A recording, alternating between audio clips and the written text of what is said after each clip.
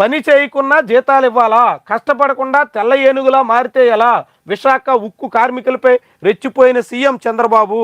ఈ విషయాన్ని ఈనాడు, ఆంధ్రజ్యోతి పత్రికల్లో ఎక్కడా ప్రస్తావించిన దాఖలాలు లేవు.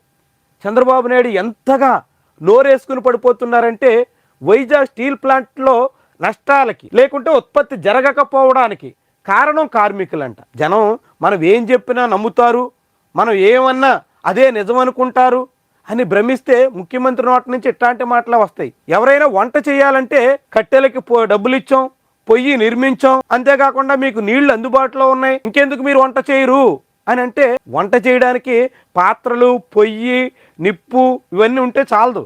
అసలైంది కావాల్సింది బియ్యం. బియ్యం ఎక్కడి నుంచి వస్తాయి? వైజాగ్ స్టీల్ ప్లాంట్ ఈ రోజు నష్టాల్లో ఉండడానికి అసలు కారణం అక్కడ ముడి సరుకు లేకపోవడం. ఆ ప్లాంట్లో ప్రొడక్షన్ చేయడానికి వర్కర్స్ రెడీగా ఉన్నా అక్కడ ప్రొడక్షన్ చేసేదానికి అవసరమైనంత ముడి సరుకు అందుబాటులో లేకపోవడం.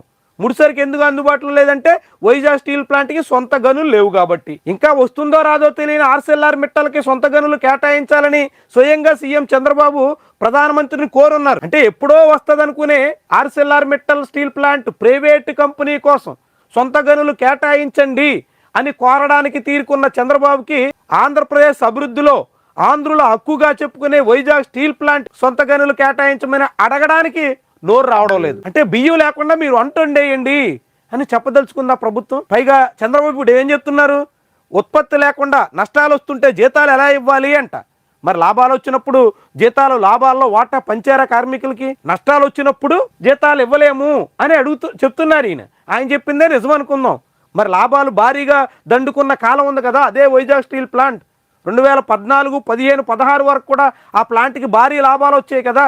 అప్పుడేమన్నా కార్మికులకి లాభాల్లో వాటా ఇచ్చారా? నష్టాలు వచ్చినప్పుడు కార్మికులు భరించాలి, లాభాలు వచ్చినప్పుడు కంపెనీలు తీసుకోవాలి అని అంటే దీన్ని ఏమనాలా? అక్కడ కార్మికులు కష్టపడి పని చేయబట్టే ప్లాంట్కి ఒక కాలంలో లాభాలు వచ్చాయి. ఇప్పుడు నష్టాలు ఎందుకు వస్తున్నాయంటే అది ప్రభుత్వ విధానం వల్ల వస్తున్నాయి. ప్రభుత్వం దానికి ముడిసరుకు ఇవ్వకుండా ఎండగట్టేస్తూ, ముడిసరుకు అవసరమైనటువంటి గనులు కేటాయించకుండా అన్యాయం చేస్తూ, నిర్లక్ష్యం వహిస్తూ వైజాగ్ స్టీల్ ప్లాంట్ని నీరుగార్చేస్తున్నారు.